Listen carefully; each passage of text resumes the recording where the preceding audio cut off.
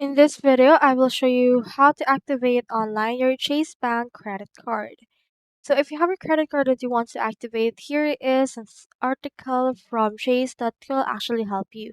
You can call the number on the card. So if you have a card, you should have a number on the actual card. So here's a sample of the card. You should be able to see in here the number.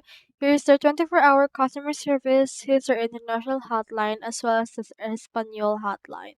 So if you have your card, you should have in here those numbers.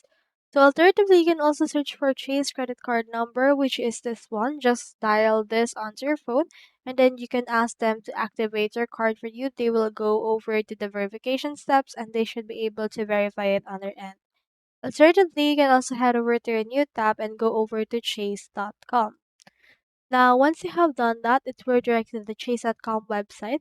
And then from in there, you will be prompted to log in into your account and then just head over and then just go over to the verification option on your card and you should be able to activate it online.